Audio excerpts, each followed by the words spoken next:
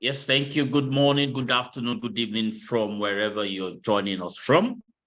As introduced, I'm Oyebisi, and welcome to today's session on a very interesting topic around effective program planning and management as a panacea for delivering sustainable project outcomes. As always, we've got very interesting and experienced facilitators today, two of them actually, and they will be taking us through this very important topic. Let me welcome all the participants that we have at the moment, about 68 that have joined us bright and early. And I see you're joining us from different parts of the country, Lagos, Abuja, Enugu, and all of other parts of the country as it were.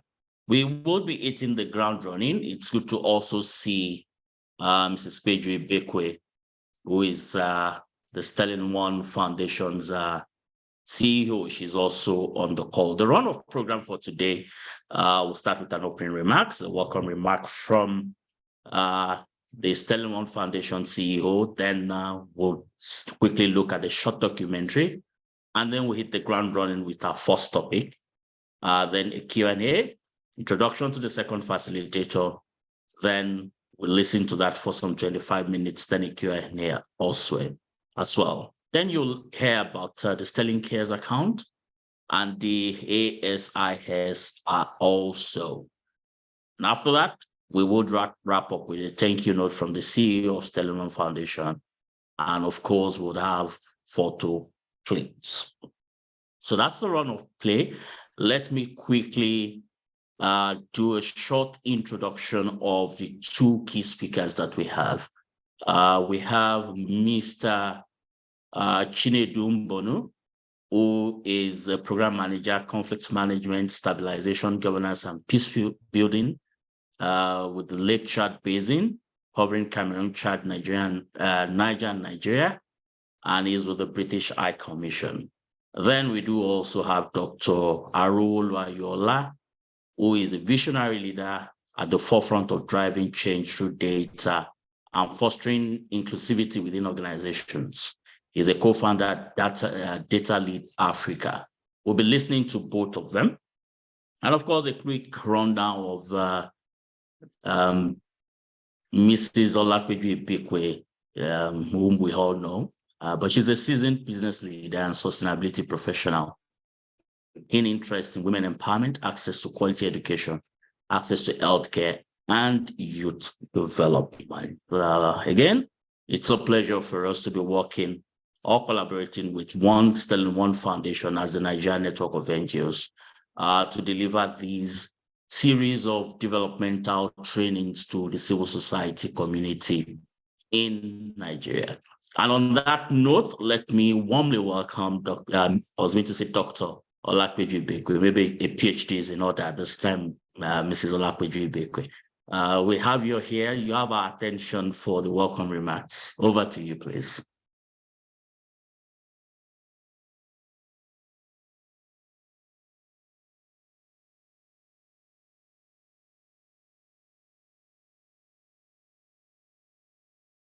Mrs. Olapeju Ibekwe.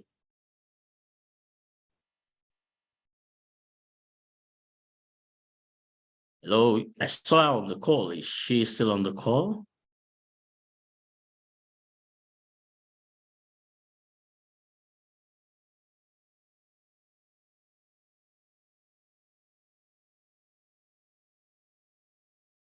We still have Mrs. Ibekwe on the call, please.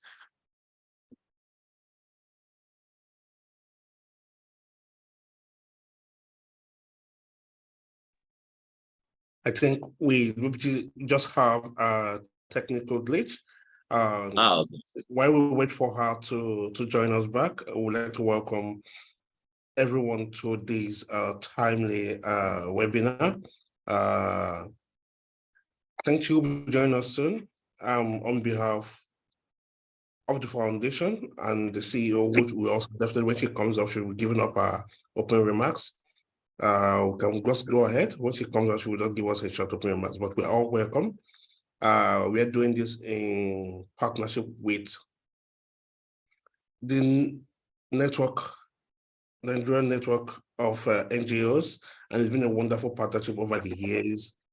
And we have with us fantastic resource persons that will be sharing the wealth of knowledge and expertise with us this morning for a way that, yes, we need to have effective programs to have sustainable outcomes and the important role that data plays in what we do. So on behalf of the CEO and the Stellar Foundation, I want to say a very big welcome to all of us, wherever we are joining, those from outside Lagos, those from outside Nigeria, those from Lagos as well that have taken our time to be in this seminar. We say a very big welcome to you. Thank you so much. We'll be getting the opening remarks from Madam Edu once she comes on board as well. Thank you. Okay, thank you so much, Solomon, for stepping in. While we're waiting for her, we'll quickly do a rejig. Can we have the short documentary? I think she's connected now. We have her back. Mrs. Ibekwe, can you hear me? Yes, I can hear you very well. Sorry for the slight glitch. Good morning to you, ladies and gentlemen. Okay, good morning, good afternoon, good evening. Let me just follow the path of Mr. Oyebisi from different parts of the world. It's our pleasure to join you this morning for this very, very interesting topic. I want to thank you for joining us and not take much of our time. I would like to say, let's just get into the meat of it. I'll be back very soon for more of this presentation from our end at Study One Foundation. Thank you for joining us again. Thank you so much, Mrs. Ibekwe, and good to hear from you. Can we now transition to the short documentary? And the documentary will be about the Stellar One Foundation. Can the IT team take it from here?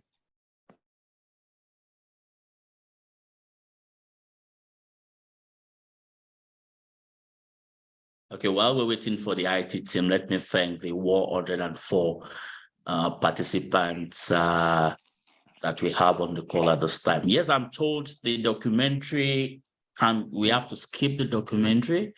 At some point, we'll come back to that on the program.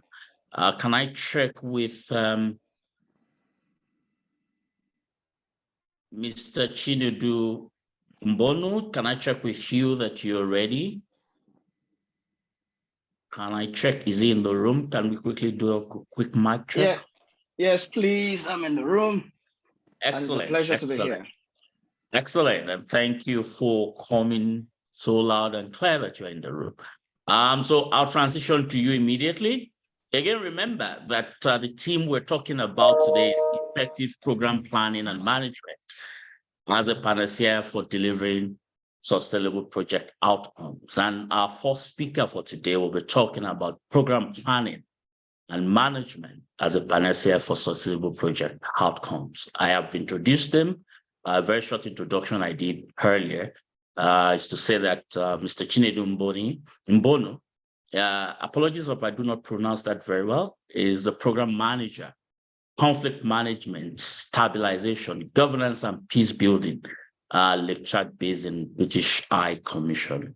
It comes with 13 years experience, all right, in terms of development engagements and also as a development practitioner. Mr. Mbonu has a very rich profile, but time will not allow us to take that today. And I'll give you the mic now to do your presentation for 25 minutes, and then we'll take the Q&A. Mr. Mbonu, over to you, sir. Thank you so much, sir. Really an honor to be here. And hi, everyone. Good morning, good afternoon, good evening, depending on where you're joining us from. Thanks so much for the wonderful introduction, Mr. Oyebisi. I think it's really an honor also to meet you here in person. I mean, I've had a lot of the work that you're doing within the Nigeria NGO sector. Thanks so very much for the warm introduction also. Deeply honored. I think I'll probably start with appreciating Sterling One Foundation for all the wonderful work you're doing in building capacities, and capabilities of NGOs in Nigeria and beyond. It is a lot Well done, Madam Ibekwe, and to your team for all the wonderful work you're doing. Of course, except capability and capacity is built, it's difficult to really achieve some of the successes, right? So well done to you and your team, and also to take our time to thank my brother and a friend, Solomon, for all the wonderful work he has done really in putting this together, and you know, also chasing me around to make sure we found a suitable time for my availability. Thank you so very much. I understand Dr. Ayoola is on the call also. So just to appreciate you for all the work you're doing in strengthening data management within the sector. For me, development sector is a huge sector, and it takes collaboration and you know, working together to achieve some of the outcomes that we're set out to achieve. Given I have 25 minutes to run this presentation, I think I'll probably run very quickly, but we will spend time having question and answer to really make sure we drive the points home. So thanks so much to the 131 participants from different parts of the world for joining this. I promise you it's going to be very rewarding and very interesting also. For me, program management and project management is one of the things that really draws my attention. I enjoy every bit of it. So it's one of the things I enjoy talking about and you know, really living it out in terms of addressing some of the issues we address within the development sector. Yeah, as it has been said, why we're here today is to talk about effective program planning and management as a panacea for delivering sustainable projects. I would start with doing a brief introduction of myself. I mean, it will be interesting for me to connect with as many persons here as possible. But this is who I am. I'm Chinedu Mbonu. I work with the British High Commission here in Abuja, and I manage programs across 4 countries within the Lake Chad Basin area. So that includes Chad, Cameroon, Niger, Nigeria, as already mentioned. And my core focus is on conflict management, stabilization, as well as peace building and governance, and all of the underlying issues that cut across the insurgencies that we're dealing with within the Lake Chad Basin area. And this I've been doing for quite a while. In terms of other places I've worked, I'll skip that bit. I mean, later on, we'll get to know ourselves later on. But I've done a couple of special assignments here and there. The most recent one is being a judge and a panelist for a Global Project Excellence Award, championed by the Kingdom of Saudi Arabia for 2022, as well as also 2023 awards. I was part of the judge to decide the fate of global giant organizations who bidded for that. And then recently, also as a judging committee member for the PMO Global Awards 2023. I also like to talk about my certification because, I mean, this is what gives me the credence to be talking to you here today. So in terms of certifications in program and project and portfolio management, I've done a couple of these certifications with PMI, which is a global organization that does all the certifications within different areas. So I've done project management certification, project management professional certification, program management professional certification, as well as portfolio management professional certification.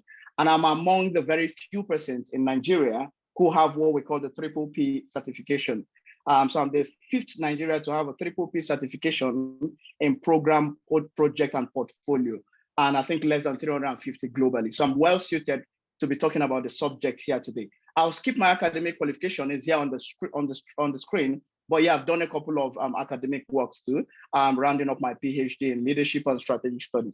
So that's who I am, and I'll kickstart by going straight into the agenda because our time is not friendly. Now, in terms of the agenda, we would want to have an overview of the current state of things globally. What is the world looking at? What are we looking at in the world when we talk about program management and project management? What concerns us within the present play of things or present state of things? As well as also going a bit more into effective program management. What does it entail?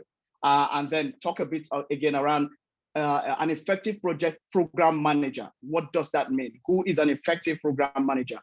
We'll then go straight into vision of program management because vision in program management, because no matter how useful and how beautiful your program has been from the design phase to implementation and all of those, if you don't have a clear understanding of the vision that the program is working towards, it then becomes difficult to really achieve organizational success. Understanding also that program management exists within an organization. It does not stand alone. So we will be talking a bit around vision and the import of vision within program management. Of course, because it's a tech world, we'll touch on technology and how that enhances planning in program management. And then we'll touch on the intelligences that a program manager should have to enable him really lead the course of program management. And then we'll have a bit of summary of all the things that we've talked about today. And just to say that, please put your questions down in the chat if possible. If not, you could write it down offline, but we'll want to really spend time in that phase talking about some of the burning issues that is in your heart. This does not promise to cover everything about program management as a panacea for sustainable development, but some of the questions and answer session could, some of the questions that will be elicited from the question and answer session would help us really address some of your needs. Now, in terms of the current state of things, and pardon me if I remove my glasses, I think it's a huge distraction. In terms of the current state of things, one of the words that you hear, almost on a regular basis is VUCA. And VUCA word is used as an acronym to reflect the 4 key things that really affect program management, and that's volatility, uncertainty, complexities, and ambiguity. Those are some of the things that a program manager must grapple with in a present day context. And then, of course, we also have the impact of globalization affecting the way we do business, but also affecting the way we do program management. And so those are also some of the pull and push factors that really affect your programs, whether you like it or not. Some of the things we call the external environmental factors, right? Enterprise environmental factors, pardon me. And then we have what we call exponential change, which has to do with the changes that happen within the team structures, ways of teams working, the market condition, and how that all drives the conversation in program management. Then we have technological advancement playing key role, and with emphasis on technological advancement, because really that is changing the way we do program and project management. And I think we would really need to pay attention to that. A program manager must always understand the trend. And the biggest trend for us this day is technological advancement. And that manifests so much in AI, artificial intelligence, but also machine learning. Again, to one of the current state of things is the increased project failure rates. So we're dealing with also, because of the complexities that all this brings, and because of limited understanding of the changing dynamics within the context, sometimes we have lots of projects and programs fail.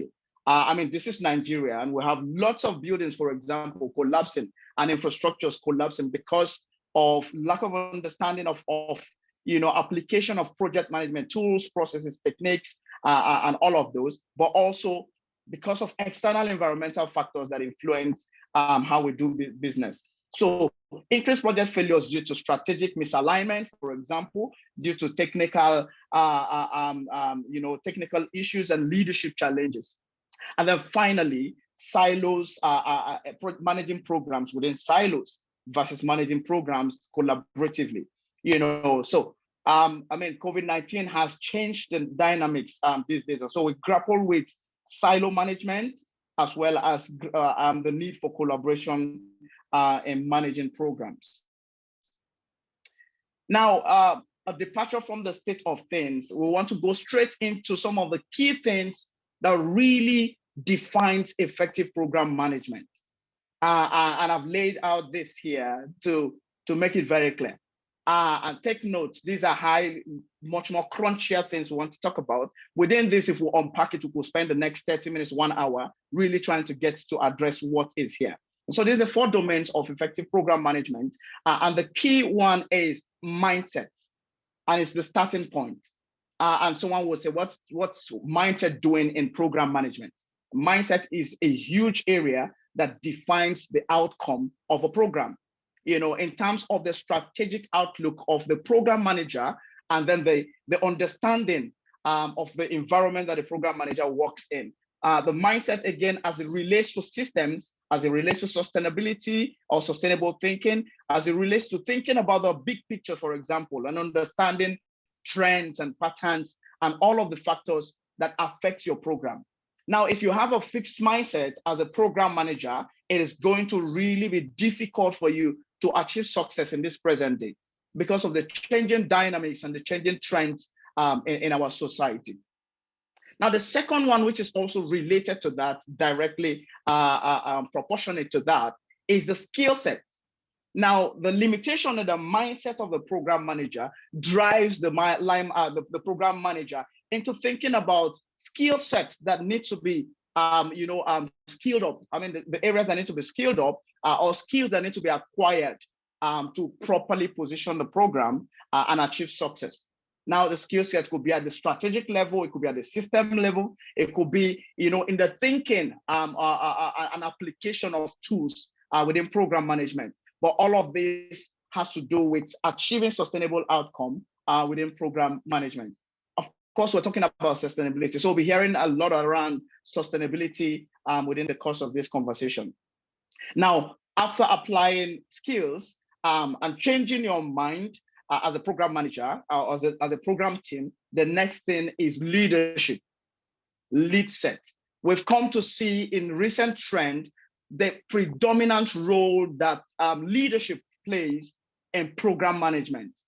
And so no matter how beautiful your team is, no matter how beautiful your technique, your methodology and your tools and everything is, if you don't have the clear leadership, really championing things in the right direction, it becomes really difficult to achieve program outcome. So lead set defines the ability of the program manager to lead the program strategically, operationally, tactically to achieve success within the program. And now we said lead set, in defining lead set, it has to be transformational. A program manager should understand the need to be more transformational, understanding where the gaps are within the program team and closing them up. Applying emotional intelligence, applying social intelligence, positive intelligence, but also cultural intelligence, which we'll be talking about in the course of this, this conversation today. So the program manager being a bit more transformational, being adaptive, flexible and adaptive, and also more collaborative, and being a bit agile and nimble in the way they apply both tools, technique, and methodology. And all of this really defines the need to have quality leadership in program management. The last and not the least is the tool set, which defines the kind of tools that must be applied to the right program in order to achieve program outcome. Now, if there's a misalignment between the program management tools and the context, then you have programs fail. So the tools must be well fitted for the kind of programs you're doing, bearing in mind the context and the enterprise environmental factors that defines and limits your program achievement. So the tools, the processes, the methodologies, and technology that must be applied all comes under tool sets. Now, we want to go straight into defining who is an effective program manager. Of course, you cannot talk about effective program management if you don't first unpack what constitutes an effective program manager, right? And so we've put out here 6 key things that we need to look out for if we want to identify an effective program manager, but also more intrinsically or more personally, the things we need to apply on ourselves, the things we must introspect on ourselves in order to be effective program managers. So one of them is high intelligence. Program managers must be high intelligence. I talked about the intelligences that are applicable to program management. But the other one, which is very much more important, is that the program manager must be visionary. Your ability to have clear understanding, seeing the big picture of where your program is and where it fits into the organization really helps you to be very, very clear, in defining your program, for example. But also slight departure from that is strategic. The program manager must be very strategic. And when we talk about strategic, we're not talking about methodology. We're talking about understanding the organizational strategic goals and objectives, and understanding where your program fits into, because programs contribute to portfolios and contribute to the organizational strategic objectives. If the program is misaligned because the program manager does not have that clear vision or clear strategic understanding, then the program runs into crisis. I wish we can have time to really drill down into this very thing I've talked about. We could spend 30 minutes talking about this misalignment between strategic objective and program management. The third one is a continuous learner. A program manager must be given to continuous learning. I wish I can talk about some of the certification I have, plenty of them. Some of them don't concern me, really. But because you are applying these things in different contexts. So I talked about applying my program management and portfolio management in governance. So I have to get skilled up in governance, public policy, formation, and all of those. I'm doing conflict management. I have to have understanding of conflict dynamics. I'm also doing stabilization. So the program manager must be a continuous learner. Gone are the days when you say, oh, well, I have my BSc, I have my master's, I think I should be fine. No, it doesn't work like that. So the need for certification cannot be overemphasized, right? The fourth thing is that the program manager must be adept at leading and managing people. No matter how wonderful you are, skilled, and no matter how wonderful you have the tools and techniques, if you don't have the ability and the flexibility to lead and manage a team, you're going to fail as a program manager. And I bet you. Then the other one is exceptional communication or communicator. A program manager must be exceptionally good in communicating. You must have clarity in communication, but also make sure you're getting the right feedback in communication. You must have very good listening skills as a program manager. And we could spend the whole day talking about all of this communication. And then finally, he must be organized and be a logical thinker. Logical because program management, when it comes to measuring successes, you have to apply the logic. We have one of the tools, which is a logical framework that helps you to define what change, okay, what change looks like and how you want to go about achieving it. So you must have that logical ability to apply to program management. Now, very quickly, and I don't know if anybody is timing me, please drop me a message if I'm running over time. I think I just have a couple of slides and I'll be out of here. Now, we talked about vision and the need for a vision. And what I have here is the invaluable role of vision in program management. Now, one of my mentors, Dr. Oleg, who is a #1 global guru in visionary leadership, says that vision creates a space for you in the market, but strategy then helps you to get there. Now, if you don't have a space in the market because you don't have the right vision, no matter how wonderful your strategy is, you can't get there. So he says that vision helps you to create that space.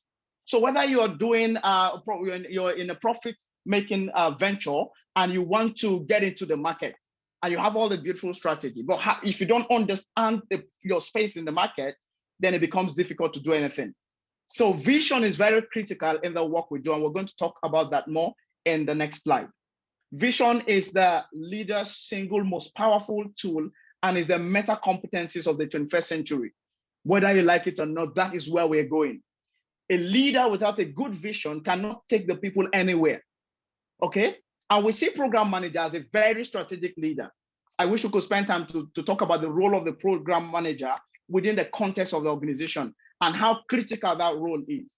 But he must have clarity of the vision of the organization, okay? And we say here, I think this is my quote, that the greatness of your program success is defined by the greatness of your vision. No matter how wonderful your program is, if you do not define the vision for the program and align that vision for the organizational vision, it becomes a problem for you. And then finally, companies with a strong and compelling vision shows 25 to 30 times higher market value than, this is one of the research that was conducted. And in terms of having clarity of vision and organizations that do not, of course, within the context of programs. Now, this is what it looks like. This framework tells you the story, paints the picture as how program management contributes to the organizational vision. And as we see at the apex of this pyramid is the vision of the organization. So organizations exist to fulfill their vision. And the mission is a way through which they fulfill their vision.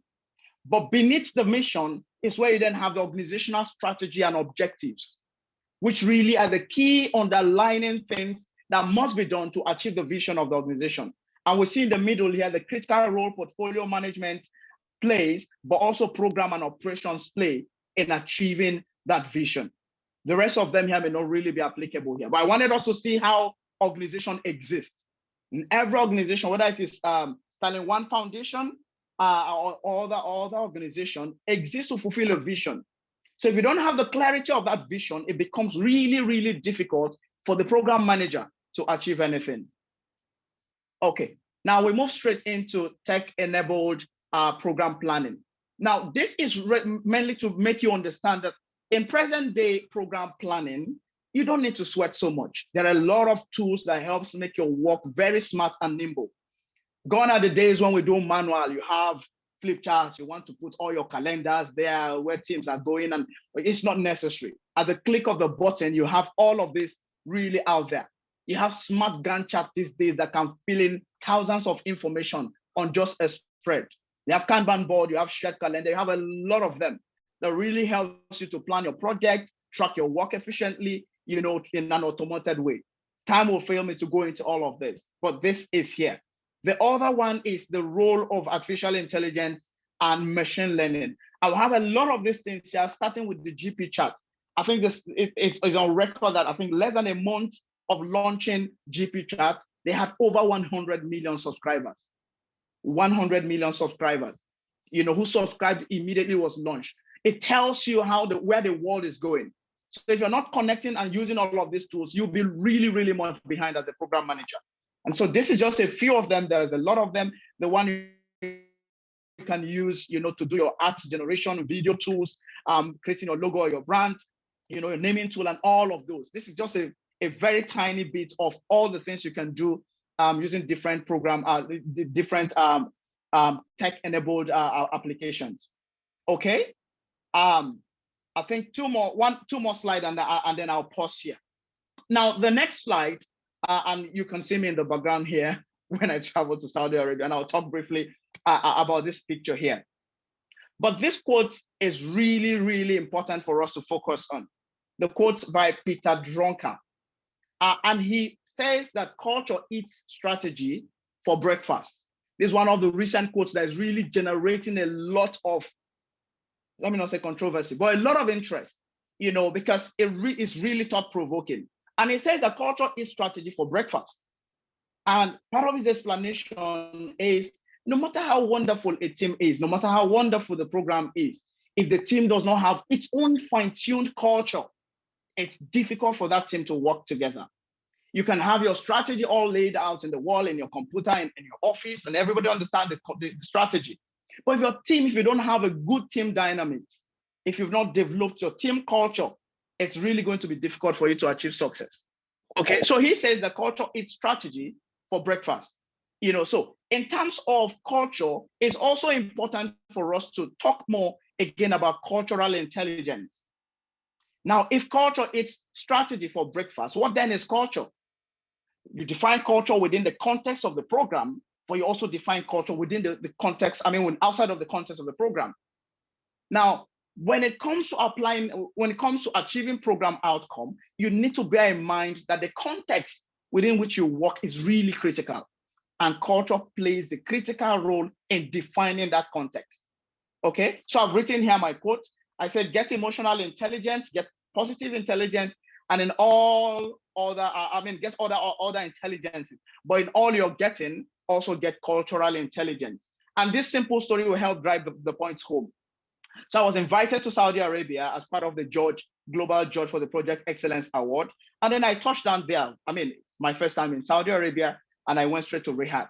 Went down there dressed in my usual casual way. And then I realized it was almost a shocker for me, because no one really fancies all those big jackets and with fancy face cap and all of those. And I realized I was a bit odd from the airport. Then I got into the first day of the event. It was a global project, project summit that had over 13,000 people registered. So I got into the event venue, and I realized that I was literally odd, even with my suit. Everyone was dressed in, I mean, most persons were dressed in their typical Saudi attire. And so I started having conversation and making a few friends, trying to understand much more about this look. And lo and behold, we started doing rehearsal. I wish I can share with you all the pictures. At the end of the 2 days event, I was dressed completely like a Saudian. And I had a lot of engagement, a lot of friends. I had different titles and all of this. That tells you how critical culture is. People will accept you if you have understanding of their culture and you're able to integrate into their culture. And this is very critical for some of us who are in the NGO space. You get into a community, you don't care about the culture, it's going to be difficult to achieve success in that context. Okay, so understanding culture and having cultural intelligence is very critical to achieving program success. I think my time is quite fast spent, but just to summarize a few things we've talked about within these few minutes. I will talk about effective program planning and management begins and ends with the program manager. The program manager is very critical in achieving program success, and we can't rule that away. The program manager needs to evolve by transitioning to strategic program leadership in the 4 domain areas we talked about, which is the mindset, the skill set, the lead set, and the tool set. The program manager must evolve from the traditional way of thinking, for example, to the trendiest ways of thinking. A good program fails when misaligned with the organizational vision. I spent time talking about this just a few minutes ago. Effective program planning optimizes resource utilization, enhances innovation, promotes collaboration, and achieves societal outcome. Of course, when you're effective in program planning, it helps you reduce waste. It helps you focus on key smart ways of doing business, in terms of innovation. It also helps you to collaborate much more in order to achieve societal benefits. And then finally, sustainable project management requires flexibility. It requires adaptive thinking and planning before, during, and after the project. So you just can't start thinking about sustainability of your program towards the end of the program. No. The moment you're conceiving the program and moving to the design phase, you should start thinking about how do I sustain this program. And this is very important because, I work as a donor and the donor space is shrinking. Resources are not going to be available. The needs are really, really enormous. In the context where I work, you hear over 2.5 million people really threatened by malnutrition. How do you address that, despite all the millions of pounds that is being pumped into the context? I think it will be a good time to pause and then feel the pulse of the participants. I hope it was really useful for us here. Thanks so much. I'll pause and then over to the coordinator. Thank you so much, Mr. Mbonu, for that very excellent delivery. Thank you for reminding us about the role the mind plays in effective program management and critical thinking as well. It was good to also hear you telling us what the DNA of a project, of a program manager should look like, including transiting between vision and strategy, and also organizational culture. Thank you again. We really do appreciate that. We'll now go to the question and answer session. And at this point, I would read some of the questions already in the Q&A. Dear colleagues, about 187 participants at this time. Should you have any question for Mr. Mbonu, please do type them out in the Q&A session. Mr. Mbonu, if you are ready, Dulai Sani Sali would like you to dissect between program and program management, and including who comes to the, I don't know what the end means and how to get there, please. But let's just take it as he would like you to differentiate between program and project management. Okay.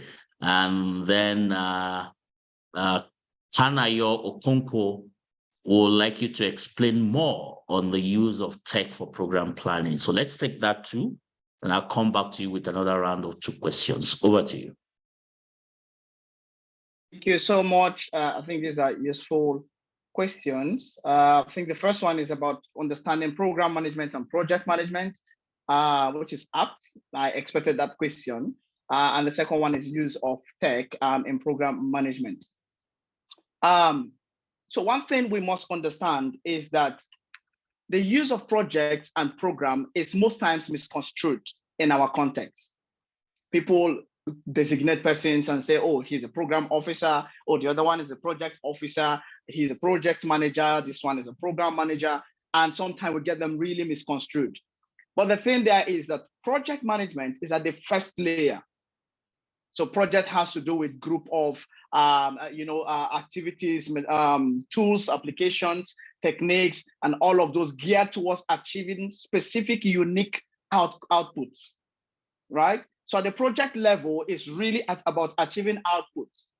And those are always unique. So it's unique because it's specific to the thing you're working towards. Now, program is made up of a group of projects that must be coordinated or that must be put together to achieve program level outcome. Now, say for example, if you have a project in manufacturing hardware of a computer, that's a project. By the end of the day, the project is complete when it manufactures the hardware. Another project could then be to manufacture the software of the computer. Now, the program will then help put both the hardware and the software. So the program manager sits at the head of the two project managers, for example. And the reason is simple. At program management, you have to look at different coordination, different issues that deals with coordination. You also have to look at issues around a logical, what we call logical and logistical dependencies. Now, because this one is manufacturing this and this is manufacturing this, you must manage the time effectively. You want to look at some of the issues at the program level that could, for example, delay one or the other. But you want to also see how to manage resources effectively. So for example, if 5 people are working on producing the hardware and 1 person works on the software, 2 persons work on the software, you really want the hardware to be completed quickly. You can manage the resources by pulling 1 person from the software project to the hardware. Because, for example, if the software one is entirely dependent on the hardware one, then you must finish this before you move to the next. So at the program level, you're looking at groups of projects that must be coordinated, that must be managed together to deliver benefits. Now, projects deliver outputs, but programs deliver benefits. So I use this example a lot. When it comes to, for example, the railway project in Nigeria, you're looking at the railway track as a project, the assembling of the train itself as another project. All of these put together have finished their work, but benefits will only be harvested by the time people start using the train as a means of transportation. And they can say, oh, wow, now I'm enjoying train and minimal traffic, minimal kidnapping on the road and all of those. So that is it about program. So program sits at the higher level and program manager manages project managers. I don't know if that point makes sense. Now, in terms of the use of technology, I think what will really be helpful for you will be to go online. I'm trying to get to the slide now. To go online and look at all of the abundant tools. So for example, Microsoft project management software is a world on its own. Within that software, you have all kinds of planning tools, you have all kinds of daily scheduling tools, you have your Gantt chart, you have all of those. Now, the primary usage of Excel is slightly shifted. We have Power BI these days helping to make your work really very easy. For example, if you want to make a presentation to the C-level executives, the chief executive officer, the chief finance officer, and all of those, you don't have to show raw figures. For example, Power BI helps you to harmonize all of this information in simple charts and graphs and all of those. So there's a lot of tools that exist. If you go on Google, check them out, you'll see lots of tools that really helps you to effectively plan, whether it is just having your simple calendar or having your team's calendar. You have 1,000 teams working across different geographical locations. You can get just one tool that helps you harmonize people's diary and calendar. Okay, now, but the broader one, which is the artificial intelligence and machine learning, is much more bigger. So for example, in conflict management, you can use machine learning, for example, to predict conflicts, including the impact of the conflict, but also the complexities of the conflict. Okay, and we could talk more around this maybe later on. But machine learning is also helping us fine-tune some of the work we do and really helping us define with almost with 100% precision how things unfold. Okay, so you can put in the information and you're getting a lot. The one people use so much is ChatGPT, which is like the biggest trend. I mean, people use it these days to write project proposals and do all of those, you know, and other bigger things. I don't know if this is helpful enough, but yeah, we could probably have some session later to talk more about it. But I think all of this information are also online. I'll pause for now.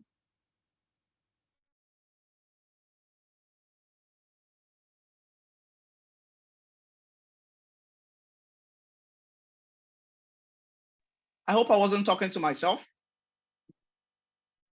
Hey, sorry, I didn't unmute myself. Can you hear me now? So we have 3 more minutes now to the end of your session. And there are about 3 or 4 more questions that I would like you to quickly touch upon, on maybe 30 seconds for each, so that we don't lose out on your wisdom and insight on those. How do you handle conflict on your team? Do you want to answer that like immediately? Then we go to the next one.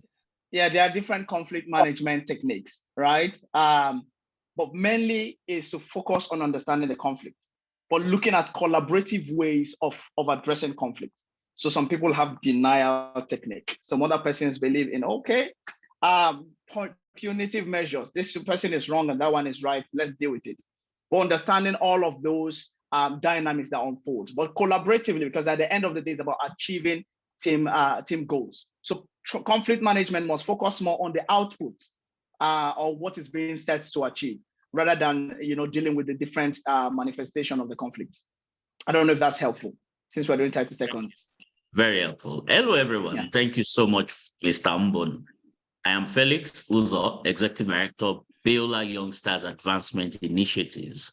My question is, as a girl child organization that is about 2 years old, registered with about presence in 4 states, what are some key things to do so as to be able to manage the organization effectively and manage members? Because a lot of them, members, are yet to understand the vision of the organization, even though we've done some programs for girls. Thank you.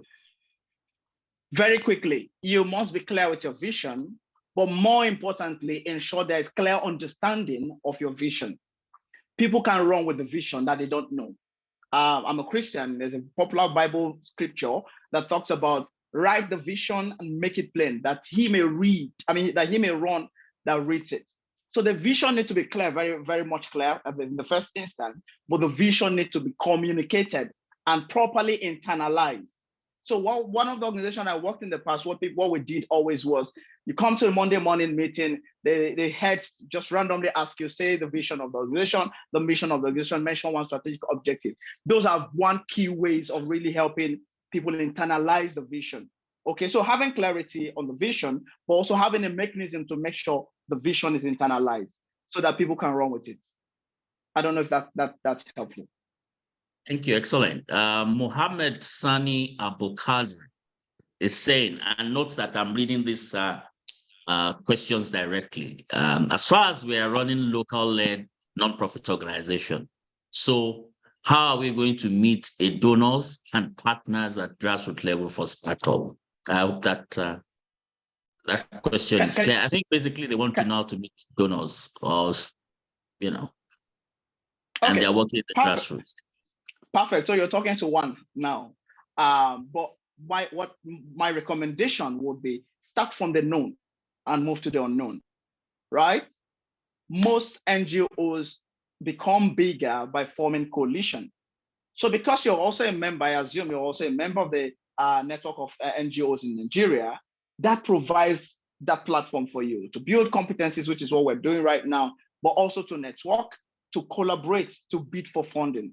Okay, so you start from the known, which is working within your team. One thing I've realized in this present day is that collaborating and forming consortium to bid for proposal really makes it easier to win. Okay, so move move from working in silos to collaborating with other NGOs in order to to establish that base. For example, I've managed programs in the past that's over 190 something million pounds. There's no way a small NGO can get that, right? Even if it is 1 million pounds, the kind of due diligence I'll do, for example, on your organization guarantees that you won't get it. But if you've collaborated and work with other stronger NGOs over a period of time, you build that that required mechanism or system for you to then start getting more direct funding. I don't know if that's helpful, but we can follow up on that conversation later on. Okay, that's very helpful. Let me take this last one, and maybe if we have some more time, we can come back to some of these questions. Is grant writing a role of a program manager? Yes or no? It depends on the size of the organization. So it's not going to be a yes or no. If it's a smaller organization, yes, the project or the program manager should also be involved in doing grant writing and grant management. Okay, but if it's a larger organization, then you have more specialization. Okay, so for a small organization, yes, of course, you understand the program. You're the one designing the program. You will need to write the proposal in order to sell what you're designing. Okay, but in larger context where you have business management unit or business, forgotten the name now, where a team entirely writes the proposal, engages with the key stakeholders, then you don't need to write that. But you must have clear understanding of all of those as a program manager. Thanks. Thank you so much, Mr. Chinedu Mbonu. And we've really enjoyed listening to you. Again, Mr. Chinedu Mbonu is a program manager, conflict management, stabilization, governance, and peace building, Lake Chad Basin with the British High Commission. Thank you once again. We truly appreciate your time this morning. I'm honored. Thank you so very much. We'll now move to the second session. And again, like the first, this session promises to be very exciting. We'll be talking about effective data planning and management in undertaking monitoring and evaluation for donor-funded projects. And who is doing this for us today? It is no other person than Dr. Arowolo Ayoola, who is a co-founder at Data Lead Africa, and he brings his expertise in data science, data analytics, monitoring and evaluation, research and program planning to us this morning. Dr. Arowolo Ayoola, you would have attention for 25 minutes, and I would transition to you now. Thank you. Thank you. I'll share my screen right away.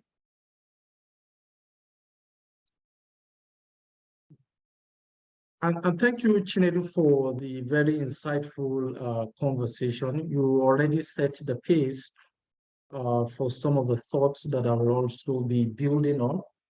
And once again, thank you, Sterling One Foundation, for the invite to speak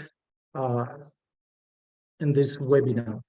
So I'll share my screen and then go right into it. So I'll be looking at data planning and management in undertaking monitoring and evaluation for donor-funded projects. Chinedu had already looked at the broader theme, looking at effective program planning for ensuring a sustainable project outcome. I will be looking at it from the perspective of data planning and management in undertaking monitoring and evaluation for donor-funded projects. My name is Arowolo Ayoola, and I'm the senior partner at Data Lead Africa. I'm also a co-founder at Data Lead Africa. Just to start, I'll just give you a little brief of what we do at Data Lead Africa. We're a consulting firm providing data analytics and strategic consulting services. Data is our raw material. We do a lot with statistics, research methods, leveraging technology, all to process data into insights. What we do training, provide training in anything that has to do with data analytics, business analytics, monitoring and evaluation, data science, and the rest. We do business consulting. We are also the host of the Deaf in Tech project in Africa, where we bridge the employability gap for persons with disability. Our focus is mainly on the deaf community in Africa. And this initiative of ours, the Deaf in Tech, was awarded by the World Economic Forum as one of the social enterprise for this year. We also help organizations deploy automated solutions in terms of artificial intelligence. So things around fraud analytics, process optimization, that's what we do. I will skip all of this, then go into my main focus today. Now, when it comes to data planning for monitoring and evaluation, it is actually hinged on a key African proverb. In fact, monitoring and evaluation, I think, has its roots from our African philosophy. And one of them that I'm going to share with us, it says that the footprint that any footprint that does not have a track, or that we can't see the marking of the footprint, will always fade away. And what does that mean for us in monitoring and evaluation? This adage helps us to remember that without diligent tracking and documentation, our efforts, our achievements will all go unnoticed and forgotten.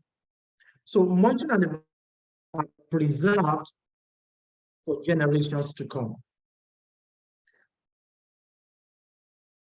Great. So when organizations, NGOs, when they talk about, oh, we're not seeing traction, we're not growing as we thought we should, we're not able to attract certain kind of funding. One big issue that you will always find is the lack of proper documentation, trail of evidence showing success stories, trail of learning, showing how we've adapted the organization to the data we are collecting daily on the projects we manage. And this is why I'm really going to be taking my time to talk about data monitoring and evaluation thereabout. And I hope you all find it helpful. So there will be no sustainable project outcome without proper data planning. The theme of this webinar, if you look at the goal, we're actually looking at how to make project outcomes more sustainable, and looking at that from the lens of effective program planning. So I run a startup NGO, I run a social enterprise. How can we have our project outcomes become more sustainable? Yes, effective program planning and management is the answer, but that is not possible without proper data planning. So there will be no sustainability of our outcome if we don't properly plan for data. And please do not forget where I started from, where I did mention that, if the fruit does not leave a track, it will fade away. That's an African proverb. Same way, your organization, the achievements, everything that we think we are creating in society will fade away if we don't have enshrined in how we run our organizations, if we don't have data planning enshrined in as a culture and also as a way we run the organization. So monitoring and evaluation is actually an effective tool for enhancing the quality of project planning and management. So you can talk about program planning, you can talk about project planning and management without talking about monitoring and evaluation. And if you look at, I think it's Edward Deming that said something, if you can't monitor it, if you can't measure it, you can't manage it. And if you look around us in Africa, for instance, you will see a lot of completed or unsuccessful programs and projects, infrastructure littering here and there. And it's simple. Anything that is not measured, that is not monitored, cannot be managed. No matter how huge the fund is, once you can't measure it, once you can't monitor it, then you can't manage it. And this is what donors are skeptical about also. When we say we're doing due diligence on your organization, we're also trying to see, can you monitor this project? Because not giving you a huge fund, do you have the capacity to monitor this project? If you don't have the capacity to monitor it, invariably you do not have the capacity to manage the project. So I just define monitoring and evaluation in layman terms, trying not to be very academic, but it's just a systematic process through which we keep a close watch. We put an eye on a project. You know, it's a systematic way through which our eyes are on the process, our eyes are on the outcome.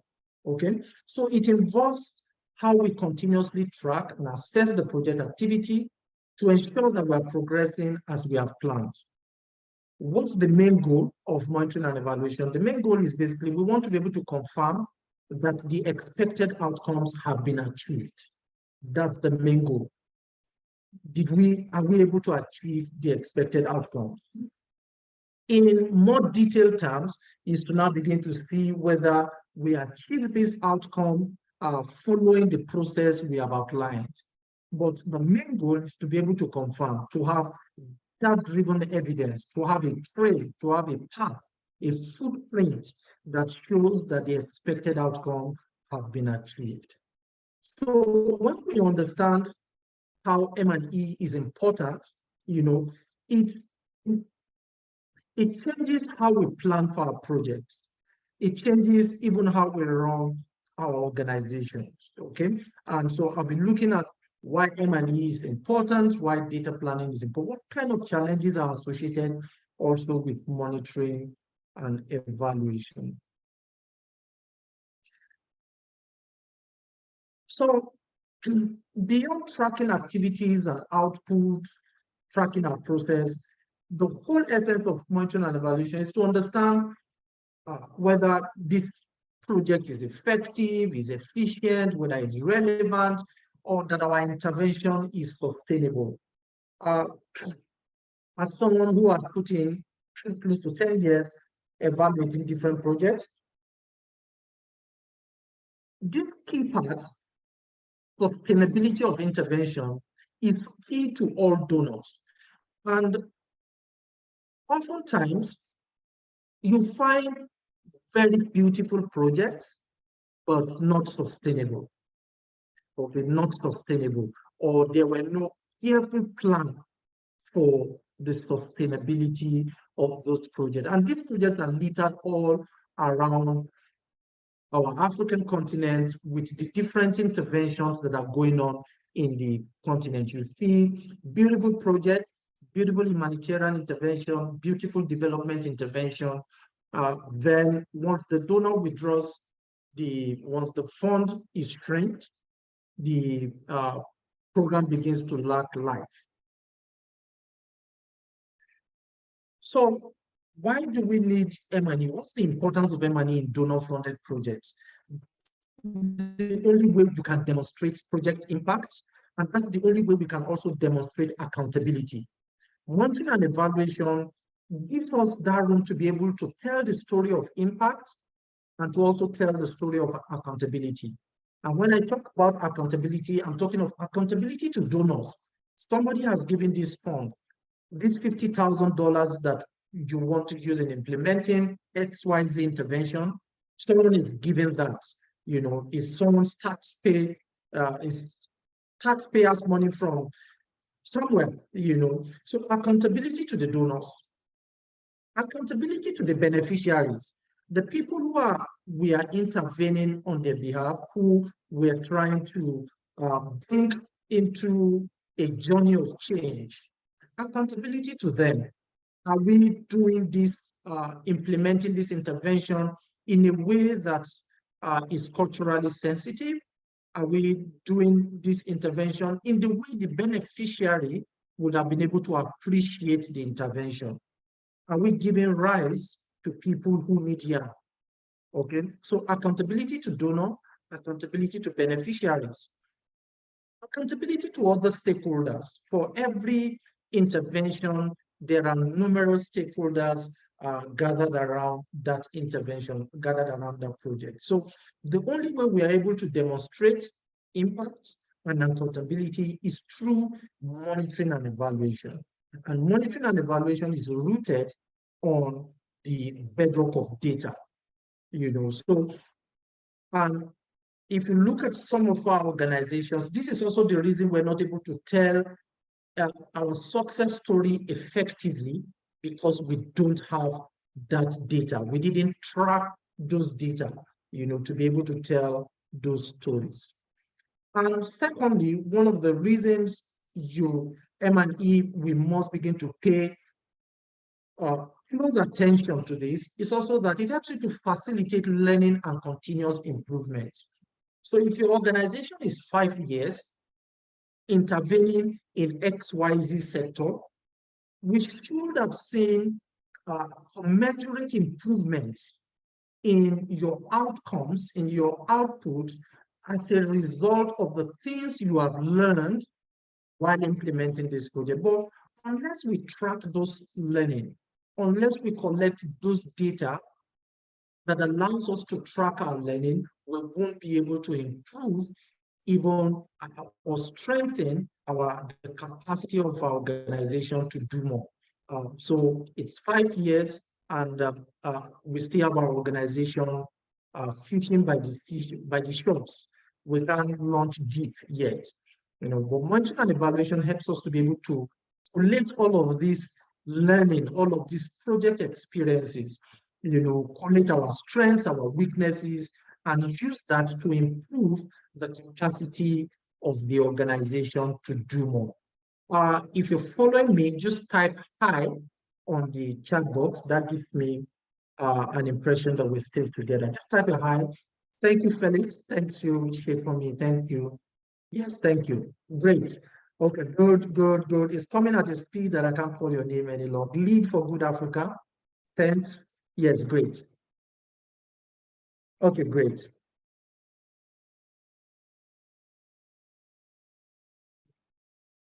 Now, why is it that people really find it difficult to begin to look at monitoring and evaluation? So especially our local national NGOs, community-based organizations, our social enterprises that are, small social enterprises. What exactly is the challenge and limitation that makes it difficult for us to really invest in monitoring and evaluation? One of it is that most of the projects we are intervening in, we are actually measuring intangible outcomes. Unlike interventions that the products are physical. So I want to build a bridge. I can come back in 2 years and come and check, is the bridge there? I want to build a house. I can come back in 2 years if there's a timeline and come to check if the house is there. But oftentimes we'll see that our interventions are directed towards intangible outcomes, things around behavioral change, things around social norms, around policies, things that are really not very tangible, not that you can really hold on it. Okay. And this is where we begin to find the challenges in us. So how do I monitor this? How can this be evaluated? Oftentimes when I interact with NGOs, local NGOs, CSOs, CBOs, the question is, how do we monitor this? How do we monitor this outcome? I'm working on gender-based violence. I'm working on intimate partner, but I'm working on conflicts. I'm working on conflicts in the Northeast, conflicts in the Lake Chad Basin. How do I measure these intangible outcomes? They don't look like bridge. They don't look like houses that you can just say, take the picture of the house and say, yes, we've done this. So these outcomes are challenging to measure accurately, and it requires very robust methodologies. And this is why we must begin to invest in capacity building for our teams, our local teams, our in-house team. You know, these outcomes require a thorough understanding of methodologies, you know, and more longer-term data collection efforts.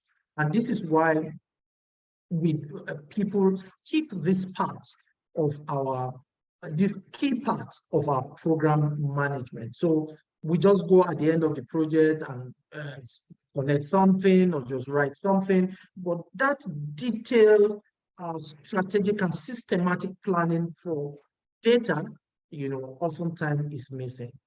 Secondly, potential bias in data collection.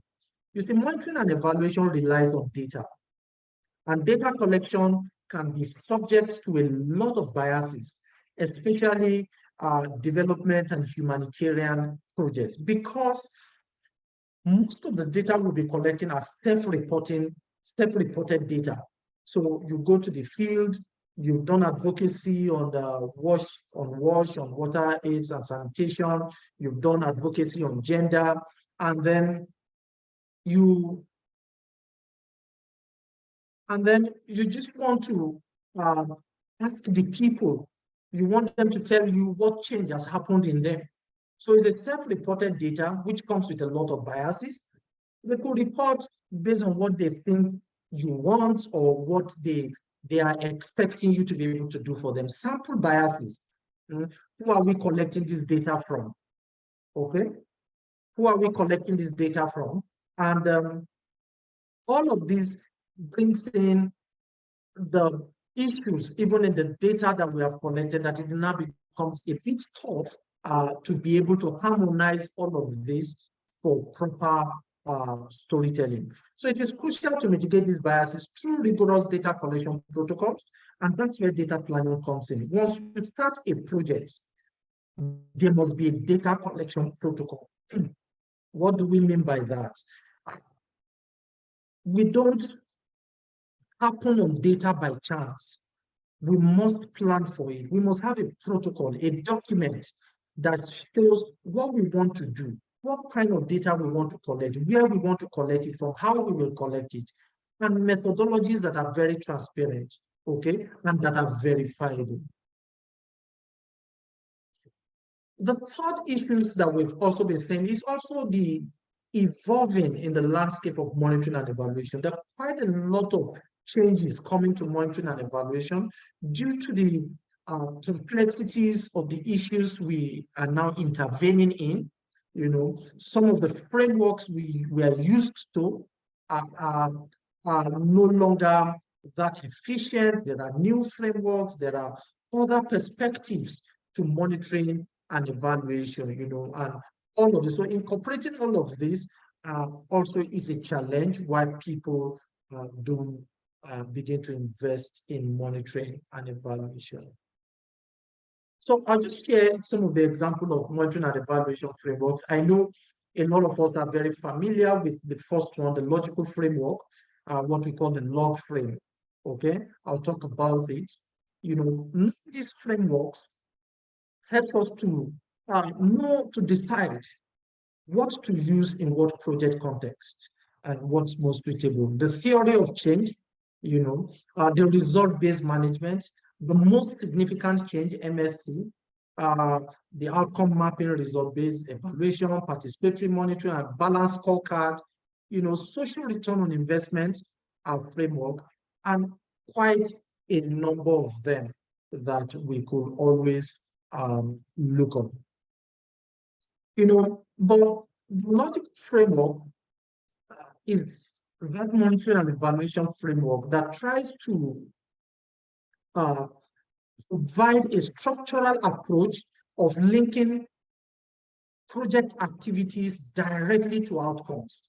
That means in logical framework is that we are thinking that it is the activities that is directly connected to the expected outcome. So it's a logical flow where we build from activities, build and expect output from certain activities, expect outcomes from certain outputs, expect impact from certain outcomes. And this is a very common approach that we usually deploy in most of the interventions, especially here in Africa. Of course, a lot of projects are now mixed of these different frameworks mixed together. The theory of change as a framework is a little bit different from the logical framework. We use this framework a lot in complex projects or programs where we're trying to understand causal pathways and connections, where we set up assumptions that if XYZ is done, then we will have XYZ outcome. So it's a kind of framework that helps organizations to articulate their assumptions. And at the end of the project, we may now find whether our assumptions are true or they are not true. For instance, one social initiative at Data Lead Africa is our Deaf in Tech project, where our assumption is that the reason the deaf community are not able to attract the kind of jobs they deserve, why the employability level in the deaf community is very high, is because the deaf community do not have access to the requisite training for the kind of jobs they are looking for. So that's our assumptions. Based on that assumption, we set up an intervention. Say, okay, we will be training these deaf persons, and then we are expecting outcomes. We can finish training these deaf persons, expecting that we get uptake of persons in the deaf community for jobs, and that does not happen. It just means that our assumptions were not founded. Okay, so the theory of change framework, it helps you to test, to articulate, and to test your assumptions for different interventions. And if you've been looking at very complex projects, you see a mix of all of these: the theory of change, the logical framework, then the result-based management, which focuses on results, that it is the expected outcomes that drives what should be the process. Okay, the focus here is mainly on results, and this is widely used in the public sector, in international development, and project management context, where we think from the results, not think from the activities. This is another framework which I just spur our thinking to look at for our project. It's called the most significant change framework. This framework approaches project monitoring, project evaluation from a qualitative perspective, from the perspective of qualitative change. We use this framework especially in interventions that we really cannot quantify change, where quantifying change does not make sense. We want to be able to qualify the kind of change that has happened, and the output of this kind of framework are usually stories.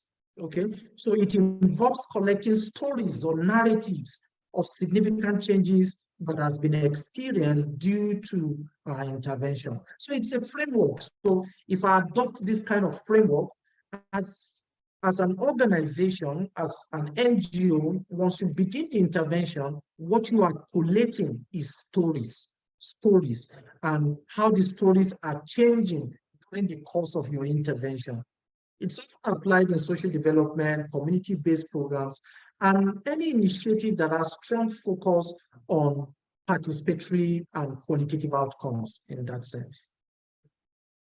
Okay, so I'll skip all of this. You can, of course, you can see my slide and then read them above. Just to spur our mind to begin to think of monitoring and evaluation a bit differently, and even beyond some of the frameworks we are very used to, like the logical framework. Now we have the balanced scorecard. Yes, I like to talk about this framework, and that will be the last for me in terms of frameworks. Then I go into how we need to plan and what we need to plan for in terms of data. The balance scorecard is a framework that is used majorly in performance management. It's very predominant within the business sector. Okay, but a lot of organizations are now adopting and adapting it for monitoring and evaluation. Why? Because if you look at our other frameworks like the MSC, like the log frame, they are focused more on outcome and how we get the process for the outcome. But scorecard gives you a little bit more holistic approach to monitoring a project. So it has 4 dimensions where it looks at the process, it looks at the beneficiaries, it looks at the financial component, which oftentimes M&E that's left for another sector. But when we take the balanced scorecard approach, we're also looking at the financials. We're looking at learning and growth. How are we learning, and what growth, internal growth, are we having as a result of our learning? So the balanced scorecard gives you that a much holistic approach to monitoring and evaluating our project progress in a way that it significantly affects our internal work process. Okay, like other frameworks that just looks more at the outcome. What's the goal that we said we want to achieve? Did we achieve it at the right time? Did we achieve it the right way? And all of that. And the social return on investment, I just pick on these because some persons here may be working within the public sector. This is a framework that's really very used more within the public sector. Why? Because it tries to monitor and evaluate projects from the point of social return. So for instance, when government builds a bridge, they spend a lot of money setting up that infrastructure. But the return is not just money, is the social return. What change has happened in the lives of the people in that community because of this infrastructure that we have set up? So it's a way of looking, it's more of a framework that looks more at the cost-benefit analysis from the perspective of social return. Now, developing an M&E framework. So what should you do in your organization if you don't already have a framework that you use? Engage stakeholders. If you have a project, the first thing you do is sit down with the intending beneficiaries. Sit down with your project staff, with your program staff. Sit down with the donors. What are they looking for? What is the community, the beneficiaries standing to get?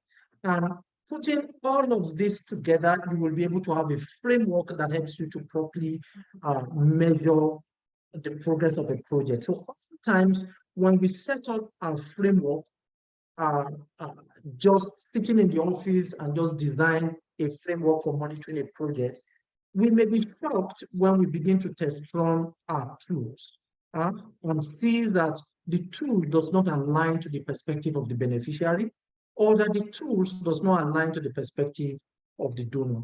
So a participatory approach helps to generate diverse perspective. What activities should we be having?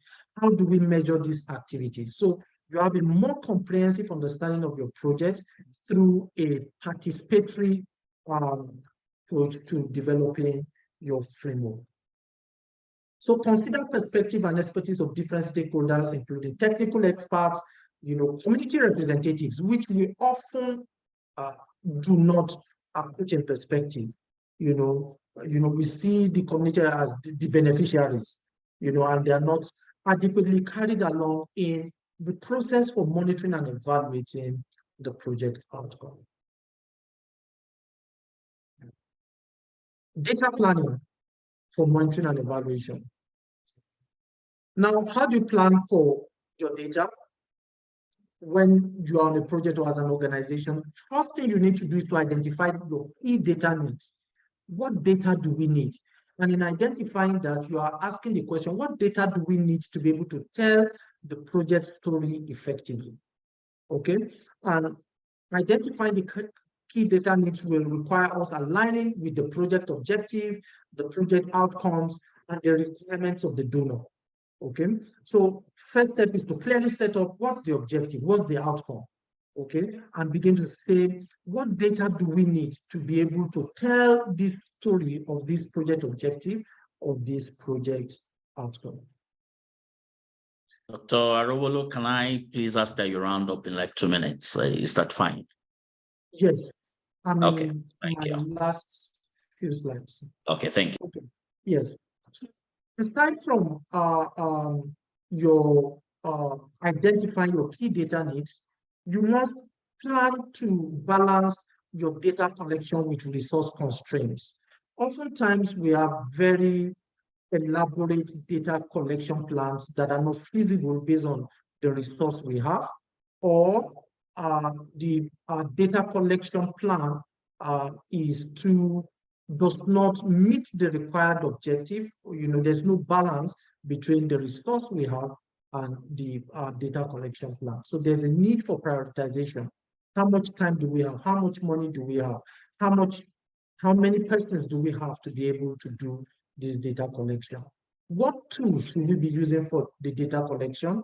With the age of technology, what tool is available for us? There are tools for data collection that are free, tools like Kobo, tools like Kobo free, that you can use and deploy even in communities where there is no access to internet.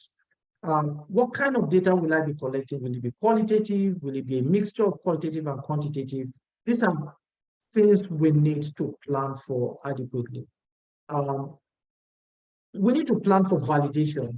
How accurate and reliable will our data be?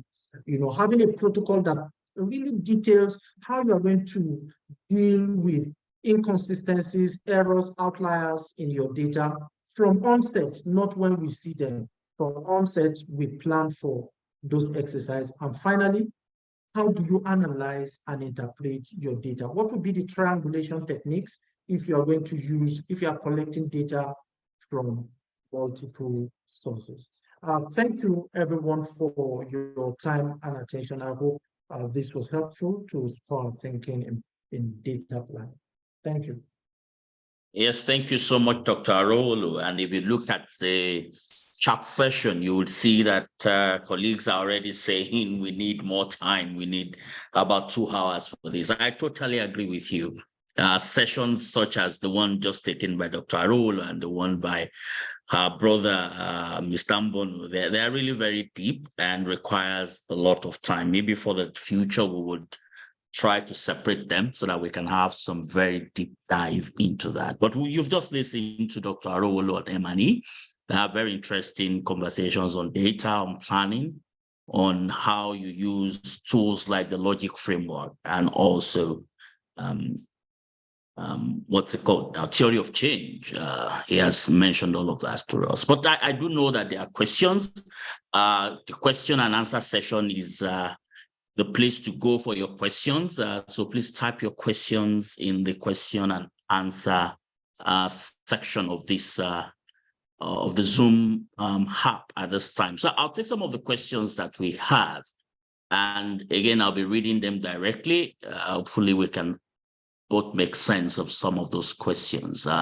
David Crown Oyebisi would like to know, what about where you want beneficiaries of a project to commit a certain amount to access the benefits? I'm not sure what David Brown Oyebisi is saying here, but maybe he's asking on a project, when you have beneficiaries and you want them to be able to commit some resources so that they can take that project seriously. What do you have to say to that, Dr. Arowolo, before I go to the question being asked by B.A. Briggs? Okay, thank you. The context of that question is not clear, but I'll just say that One of the trajectory of donors recently is mobilizing domestic funding, meaning that, and Chinedu did mention that the space is shrinking gradually. The kind of funds we used to have are gradually reducing, and largely because of all of the global financial trends and all of that. So there is the trend where donors are also asking that we should be able to mobilize domestic funding for interventions. However, this is where you need data. So from the beginning of the project, if you want the beneficiaries to be able to commit certain funds to be able to access a particular benefit, does the data support that? Does the data support their ability to make that fund available? If the data does not support that, what do we need to do to be able to improve their capacity to now be able to provide such funds? And that's why we must get back to data. Someone said assumption is the lowest level of knowledge. So we must get back to evidential-based programming, where you can now say, based on data, the community can commit this or cannot commit this. That's why we're doing XYZ intervention to improve their capacity to generate funds so that they can commit to what we want them to commit to. Thank you. Yes, to the 181 participants of the call at this time, you can be sure that the recordings and also the presentations will be circulated to you. So keep in touch with your emails, and you'll find it drop in as soon as the team at the back end can reconcile all of this together. Abia Briggs is saying, I'd like the speaker to make clear what qualitative and quantitative data. I'd like the speaker to make clear what quantitative and quantitative data is. All right. Is one superior than the other? How should both be used? Are there also forms of data specific to sectors? Dr. Arowolo, please. Okay. So I'm careful not to talk in terms of superiority, the data superiority, but they are perspectives, and they do different things. For instance, quantitative data helps us to quantify outcomes, and not all outcomes are quantifiable. For instance, I'm doing an intimate partner violence project, intervening in that area. I could quantify how many persons have been able to report cases of violence, quantifiable. But when I advocate and I'm trying to make a change in how people perceive XYZ, I may not be able to quantify perception. I want to be able to qualify the perception. What is now the perception? Why do they think this way? Why do they perceive things in this direction? So qualitative data helps you qualify things, gives you the why, not just the how, the why, you know. And qualitative data is very, very strong when we want to build strategies, when we want to inform program planning. You know, we need to understand why it went, the project went the way it went, why we have XYZ outcome, you know. So, and that's where we need qualitative data. And we often will triangulate this in some cases where we call it both quantitative and qualitative, quantifying and then qualifying our output. I don't know if that's fruitful. Thank you. Yes, thank you very much. And the last question I have in the Q&A box is, at what point in project proposals do we create the M&E? In fact, from your program design, these days, donors are also keen to see what's your monitoring and evaluation plan, even while looking at your grant proposal. So because if we can't see how effectively you want to manage that project, we may not be able to commit the fund that you are expecting, because if you can't monitor it, you can't manage it. So from program design, from the point of even applying for those grants, you must begin to document, put together your monitoring and evaluation plan.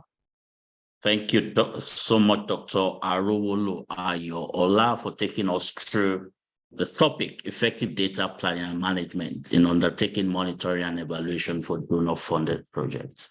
It's been an exciting 25 to 35 minutes hearing from you. Thank you so much for your time. Thank you. Thank you. Yes. So now we move to the next session, and this session will be... Yes, please. Someone is asking, how can we stay connected? Please, I'm active on LinkedIn. That's the platform where you can always reach me with the same name, Arowolo Ayoola. Thank you. Excellent, excellent, Dr. Arowolo Ayoola. The next session would be from... Sorry, Mr. Oyebisi. I think I'll, apologies all. I think I'll probably need to log out. I have another meeting. Participants have been asking how to also stay connected. Could I share my last screen which contains a barcode for a few seconds before I log out? Is it fine while you're speaking? Please go ahead, please. Please go ahead. I am usurping. I'm using my executive powers at this time without consulting with the Sterling One Foundation. So please go ahead. Thank you. I'd like to ask if Dr. Arowolo could stop sharing his screen so we can take a picture before Mr. Mbonu steps out.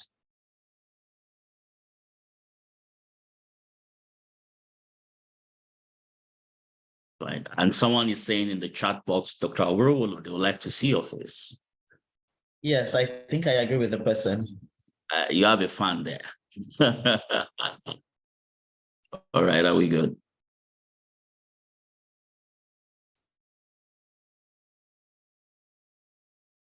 So my video is actually turned on, but I'm wondering why it's not visible, actually. I've been trying to walk around the zone to see if there is... That's technology for you. Any reason why that is? That's technology for you. You may need to appease the god of technology. That's fine. I know where they live. So just send me some transfers. Huh? I like that. Okay.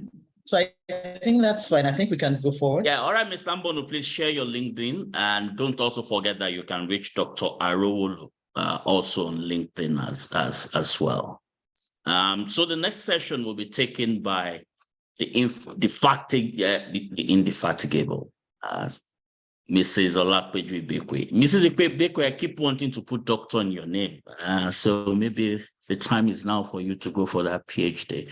Mrs. Ibekwe is a seasoned business leader and sustainability professional. She is the CEO of Sterling One Foundation, and she'll be talking to us about financial management in program planning and implementation. Let me note that immediately after Mrs. Ibekwe's session, my colleague Oyinda Molaramide will take over the moderations from here in the spirit of gender equality. Mrs. Ibekwe, you have our attention. Thank you, Mr. Oyebisi. Please, I must really appreciate the Nigerian network of NGOs led by the indefatigable Mr. Oyebisi for such a wonderful time of moderating this session and for this partnership. My screen will be up. Just, I think, Mr. Mbonu, once you're done, I can put up my screen once you're done, and then we can quickly run through the rest of the session. Mr. Mbonu, are you done?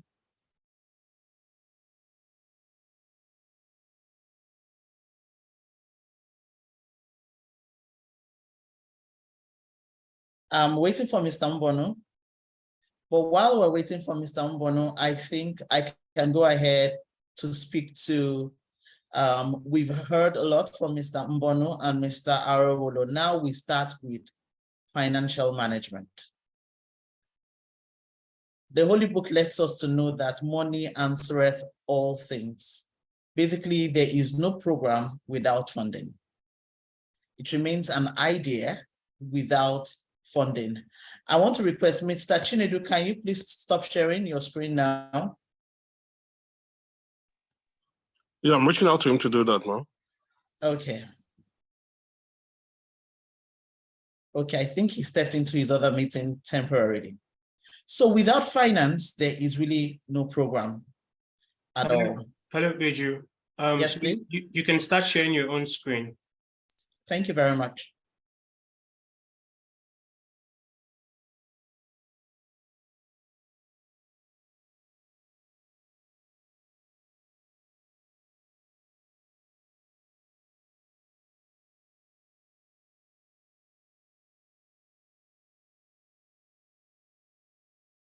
Thank you, Godfrey.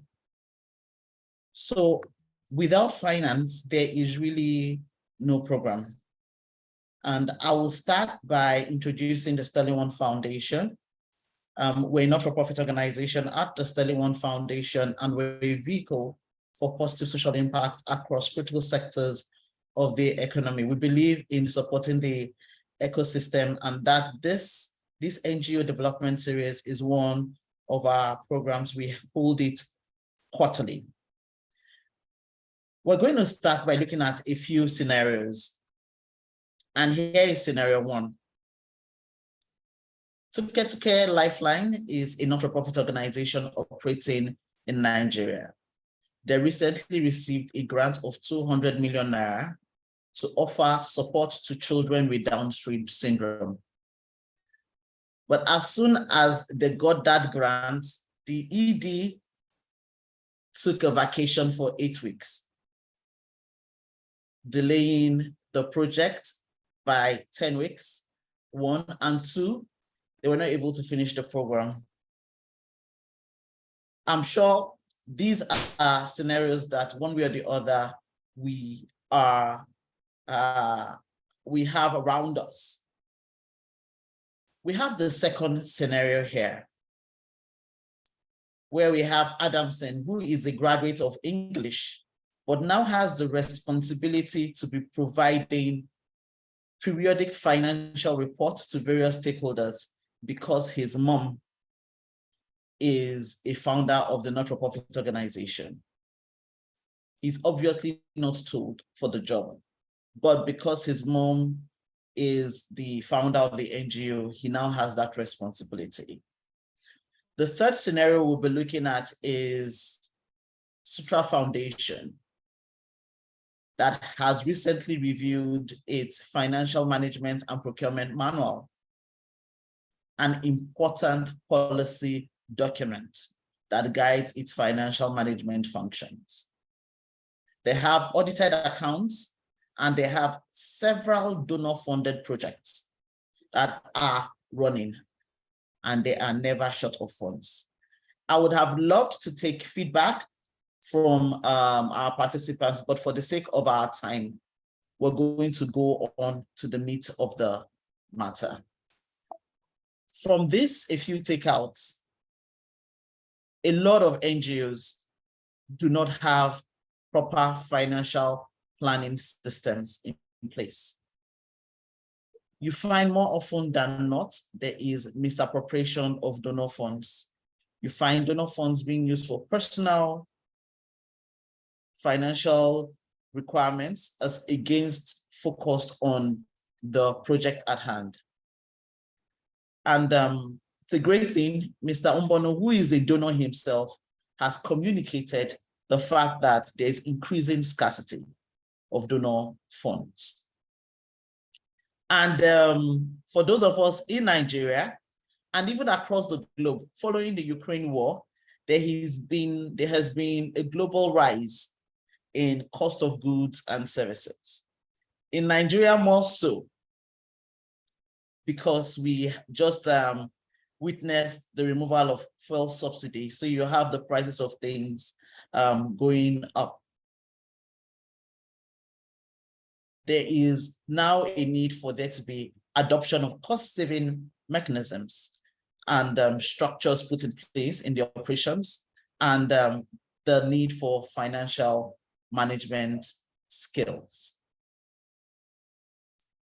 Financial management includes planning, organization, financial controls, extremely important, and monitoring. I think Mr. Arowolo has done justice to monitoring and evaluation. So if you're looking at one of the data you have to monitor, finance, extremely important.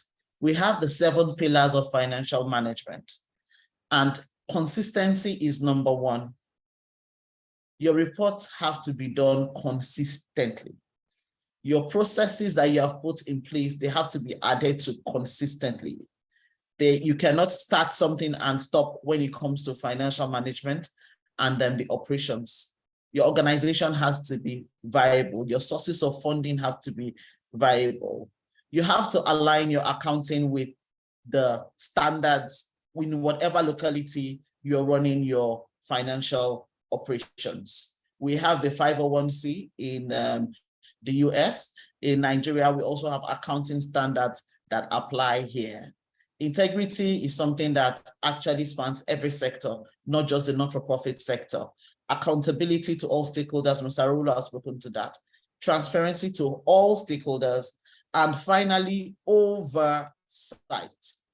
There has to be checks and balances in the way your financial management is run in your not-for-profit organization. I'm going to rush this because of our time, but the slides will be made available to everyone that registered for this session.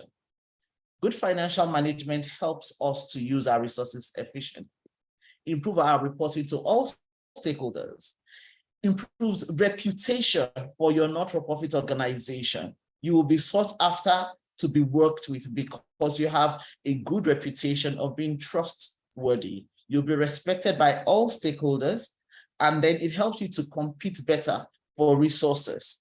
And of course, financial sustainability in the long run. This 10 points here lets us know what you need to effectively manage your finances for any program you're executing at your organization. Alignment with regulatory requirements. You have to have written policies and procedures on how your finances will be run. This ensures that nobody will come in and do things at their whim and caprices. Everybody has to work within the policies and the procedures of your organization. Standardization. You have to track your costs and expenses. Manage your cash flow. I already spoke about the accounting system. There has to be controls. So we have different types of controls. An example of a control is if you're going to be spending anything above maybe 1 million or 5 million naira, you have to get a board approval for that. Maybe a certain amount, maybe 50,000 naira and lower, an officer or the head of finance can make a call and approve such an expense. Those are different types of controls you can put in place for finances in your organization. There has to be documentation, matching requirements, and in-kind contributions. That means that everything is not cash. There are partnerships you can leverage on that will be able to deliver value to you and ensure you don't spend money. For example, I was at the conference last week, and the speaker mentioned the possibility of asking a private sector organization to provide t-shirts. So it would have cost you as an NGO to buy or pay for those branded t-shirts. But when you tell an organization to provide those t-shirts, it is in-kind contribution to whatever activity you are executing. Reporting, I spoke to internal controls already. These 10 points are extremely important for you to effectively manage your finances in your organization. There are several core financial management practices, and these are just 4. When you don't have a manual, a proper manual, a policy that guides how you run your finances in your organization, where the staff are not skilled, there are quite a number of free courses everywhere. So your organization, I can understand some NGOs are just starting. You can go ahead and get the benefits from these free courses that are available online. The poor program budget planning.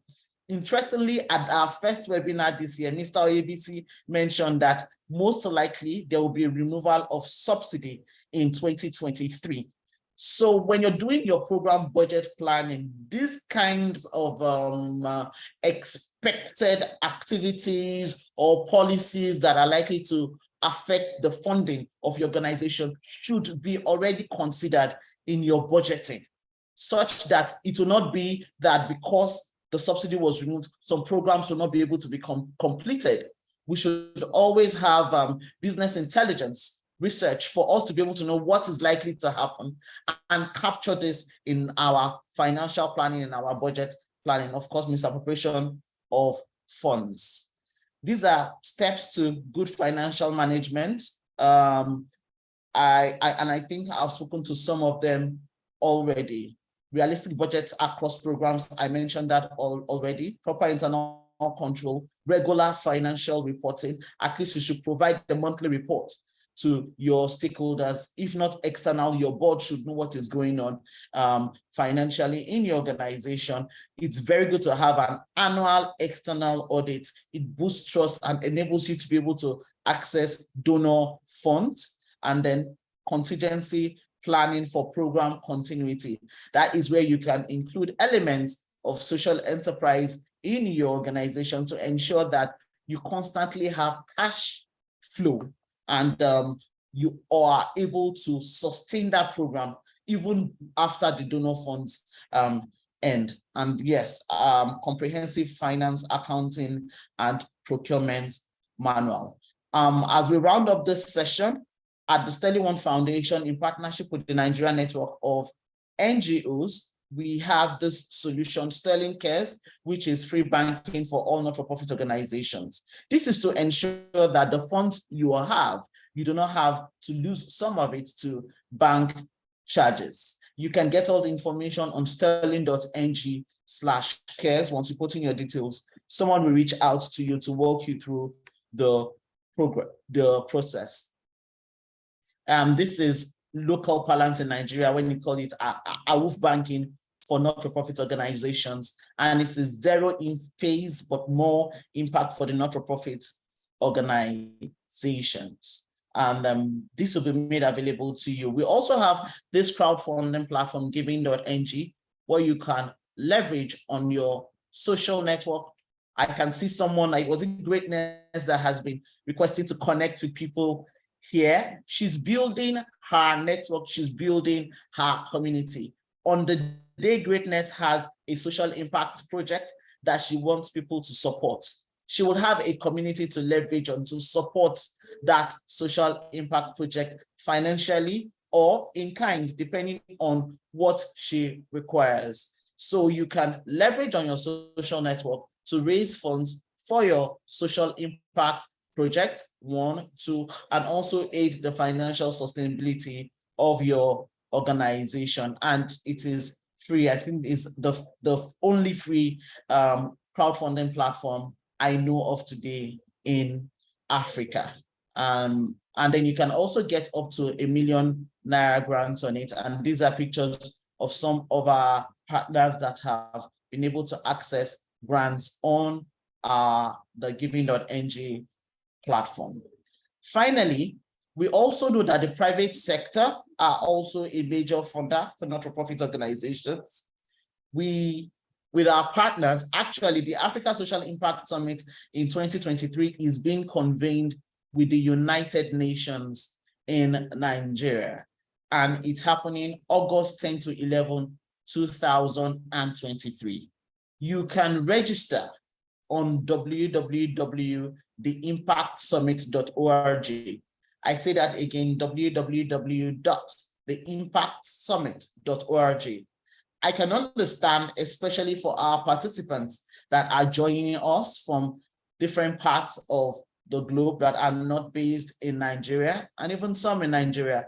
If you cannot join us physically, you can register to participate online, and you can please share with your network. It's going to be a very enlightening session, and we will be able to, for those that will be able to come physically, you will be able to meet with a lot of private sector funders of not-for-profit organizations.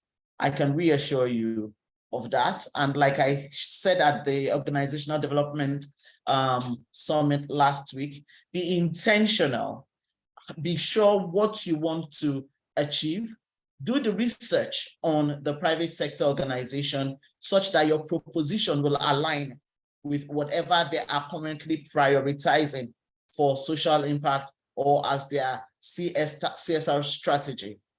And that is my recommendation. It's happening August 10 to 11, 2023 at the ECO Convention Center. You can go online and register now for that summit. And I look forward to seeing as many people as will be able to join us physically and not just online like we have it here today. And I also look forward to success stories of participants that will be able to access funding from private sector organizations just from this summit. It's part of our success stories, and that is why we do what we do. We want more funding to come to your fantastic initiatives, solving problems across rural communities, across the country and the continent.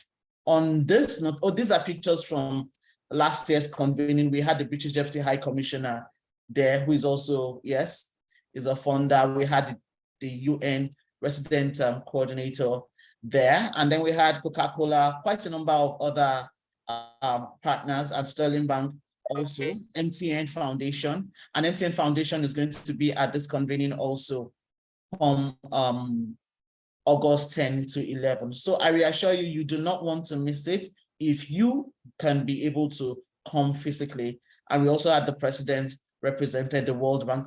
Well, I think I've spoken to this already. It's excellent for us to make it there. Finally, proper financial management with excellent execution will definitely lead to effective program delivery. Thank you so much. I think I can take questions now. I think Ms. Oyebisi has left us, and I can hand over the microphone to the virtual microphone to Oyindamola. Are you there, Oyindamola? Yes, I am. Thank you so much, Madam Ibekwe, for that presentation. We will take some questions because our time is already fast spent, so we'll just take a few questions before we close. Okay, so this is a question from Samira Farouk. Madam Peju, my question is a small NGO that most of its funding is from personnel outside the country, and the currency is not the same. How can one collate a right financial reporting system when the audit report is in Naira and the funds are dollars, euro, pounds, yen? What conversion matrix should be used, official or unofficial, since we want to be transparent? It depends. So even official or unofficial has been fluctuating in recent times. So you just take it at what rate you converted it. It's just about reporting exactly what happened. So for your rates, I know it was 460 earlier in the year, but now I think it's about 700 and something. So at whatever rate you change the funds, you report what you change at that rate.